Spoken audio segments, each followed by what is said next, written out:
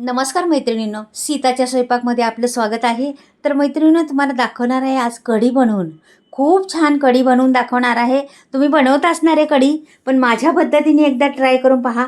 अशा पण बनवू शकता तुम्ही कढी आणि एवढी छान लागते, एवढी चविष्ट लागते ना. तर व्हिडिओ पहा, छोटासा व्हिडिओ आहे, नक्कीच व्हिडिओ पहा सर्वजण. तर इथं मी घेतलेली आहे खलबदा आणि खलबद्यात आता टेचणार आहे लसूण. कढीला लसूण घालायचा, खूप छान लागते, कढीचा स्वाद वाढतो लसणाने. आणि मी भरपूर लसूण, एक मोठा कांदा होता माझ्याकडं, तो टाकलेला आहे लसणाचा. आणि असा टेचून घ्यायचा खलबत्त्यात, का की खलबत्ता कसं याचा असल्या ना दगडाचं, तर दगडाची आणि चव वाढती. आपलं मिक्सरच्या वाटून करण्यापेक्षा ना, मिक्सरमध्ये फिरवून करतो ना आपण, त्यापेक्षा ना खलबत्त्यात वाटून केल्याने फार चव येते मैत्रिणींनो. तर बऱ्याचशा गोष्टी अशा खलबत्त्यात करून घ्या पहा तुम्ही. तर ही पहा, मी आता लसूण टेचलेला आहे, जरासा जट असा फोडलेला आहे, म्हणजे एक राहिली होती सोलायची, ती सोलून घेते आता. जरासा फोडलेला आहे, जास्त काही केलेला नाही. आता तो काढून घेते मी. इथे कढई ठेवलेली आहे. कढईला छान तापून द्यायचं आणि एक पळीभर तेल घालायचं आपल्याला. छोटीशी पळी आहे, एक पळीभर तेल घातलं. नंतर जरा तापलं ना, तर आपल्याला घालायचे मेथी दाणे. पहा, वेगळं आहे. मेथी दाणे तुम्ही कधीच घालत नसणार आहे, पण याच्यात मेथी दाणे घालायचे कढीमध्ये. कढीचा स्वाद काही गुणांनी वाढतो. मैत्रिणींनो, ही आयडिया करून पहा एकदा. मेथी दाण्याने खूप कढीचा स्वाद वाढतो. तर तुम्ही नक्कीच मेथी दाणे थोडे 2-4 असले, 4-5 असले किंवा 10-12 असले तरी टाकले तरी चालेल. पण कढी किती करण्यावर आहे तुमच्या. तर मी आता चांगली एवढी भरून करणार आहे कढी. आवडते आमच्याकडे सर्वांना कढी.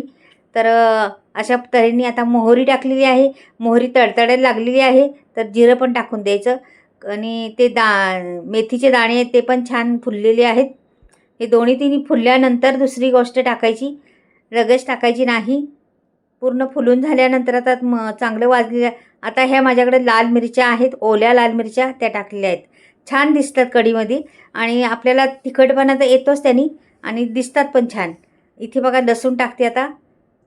लसूण मी जास्तच केला होता ना, तर जास्त टेचलेला लसूण तो सोडून द्यायचा त्याच्यामध्ये. फोडणी छान बसली पाहिजे. आणि मैत्रिणींनो, कुठल्याही रेसिपीला फोडणी छान बसली ना, तर तुमची रेसिपीला तोड नाही, खूप छान होती.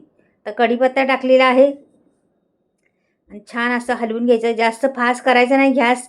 त्यावेळेस कसं फोडणी मग एक जातं जळून, एक करपून राहतं. मग फोडणी देताना स्लो गॅसवरच करायचं आणि स्लो गॅसवरच भाजायचं. ह्या टिप्स आहेत, लक्षात ठेवा तुम्हाला. तर टिप्स अशा लक्षात ठेवल्या तर तुमची कुठलीही गोष्ट फसणार नाही. तर हिंग टाकायचा कढीमध्ये. हिंग फार सुंदर लागतो, स्वाद खूप छान येतो कढीत हिंग टाकलं. आणि कलरसाठी आपल्याला हळद टाकायची. हळदीचा चव पण असती आणि हळद पण टाकायची. हे बघा, खोबरं होतं माझ्याकडे. ओलं खोबरं असलं तर ओलं खोबरं टाकू शकता तुम्ही. माझ्याकडे नव्हतं तर मी सुक्कं खोबरं टाकलं, त्याने पण छान चव येते. सुक्कं खोबरं टाकलेलं आहे मी त्याच्यामध्ये. तर कोथिंबीर भरपूर सारी घेतलेली आहे, ती पण छान परतली आहे. तर गॅस एकदम स्लो ठेवलेला आहे. तर मला अजून ताक हलवायचं आहे ना, म्हणून मी गॅस एकदम झिरोवर नेऊन ठेवलेला आहे आणि त्याला चांगली फोडणी बसू द्या. मी आता ताकाची तयारी करते दह्याची तुम्हाला. तोपर्यंत तिकडे गॅस बारीक एकदम करून ठेवलेला आहे स्लोवर. तर इथं दही घेतलेलं आहे आणि बेसन पीठ घेतलेलं आहे 2 चमचे. ते बेसन पीठ ह्याच्यामध्ये पहिलेच गुठळ्या सगळ्या सोडून घ्यायच्या. रवीने हलवायचं, म्हणजे गठुड्या सगळ्या सोडतात. म्हणजे खालीच सोडायच्या, वरती गेल्यावर नाही करायचं. सगळं खाली सोडवल्यामुळं आपल्या कढीमध्ये गुठळ्या होत नाही. तुमच्याकडे बेसन पीठ असलं तर घालू शकता, नसलं तर मग तुम्ही तांदळाचं पीठ वापरलं तरी चालेल, काही प्रॉब्लेम नाही. काही लोक तर गव्हाचं पीठ पण घालतात, म्हणजे नसलं तर ते पण वापरू शकता तुम्ही. पर्याय भरपूर आहेत, तुम्हाला दिलेले आहेत पर्याय.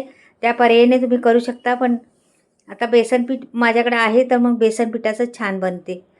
एक नंबर बनलं तर बेसन पिठाचंच बनतं, म्हणून बेसन पीठ वापरायचं. तर हे सगळ्या गठोड्या मी सोडवलेल्या आहेत पहा. आणि दही माझ्याकडं आंबट आहे, त्याच्यामुळे मी जास्त करणार आहे कढी.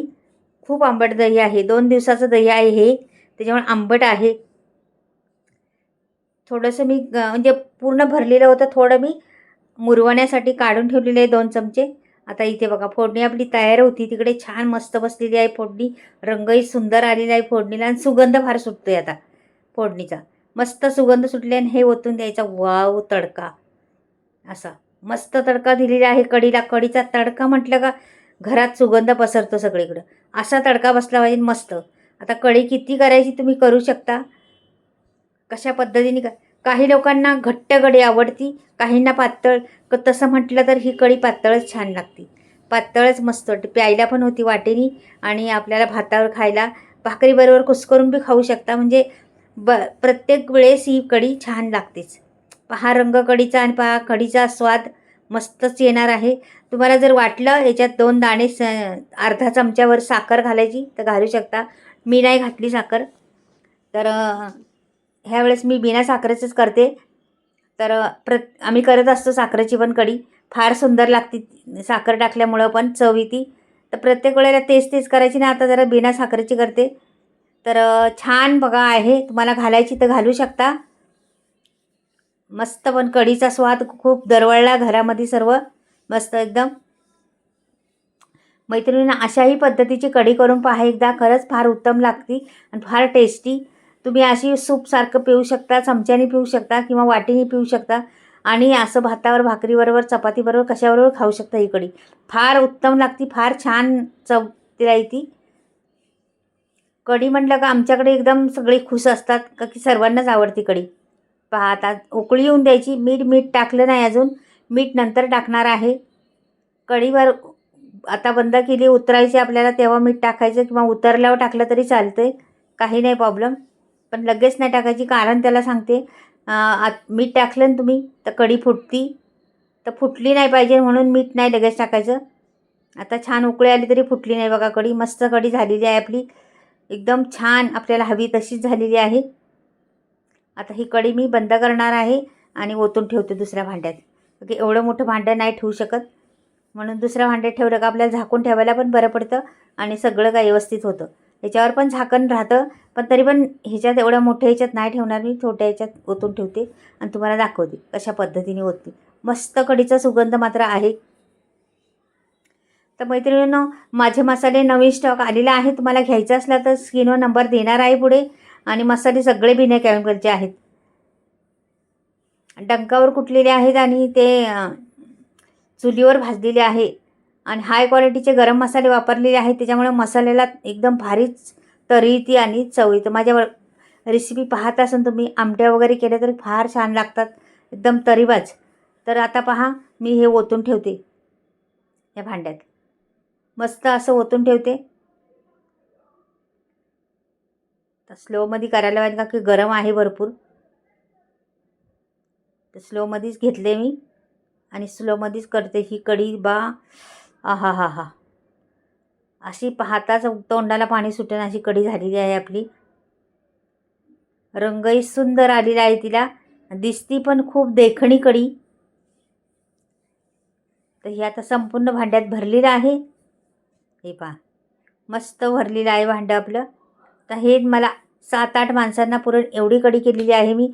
तुम्हाला किती करायची ते करू शकता आणि घेऊ शकता. पहा किती सुंदर आहे. रंगही सुंदर. तर आता मी सांगते पुढे मसाल्याविषयी. तर मसाल्याची म्हणजे स्टॉक तुम्हाला सांगितले आलेलाच आहे.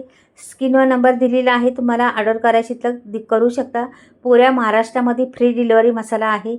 मसाल्याची तुम्हाला माहिती कळवायची असली तर कॉन्टॅक्ट करू शकता मला आणि मी तुम्हाला सर्व काही माहिती सांगेन. फ्री डिलिव्हरी आहे. कुठलाही मसाला घ्या. तर चला मसाला घ्या किंवा नका घेऊ पण कढी कशी झाली ही मात्र नक्कीच कळवा मैत्रिणींनो. बाय.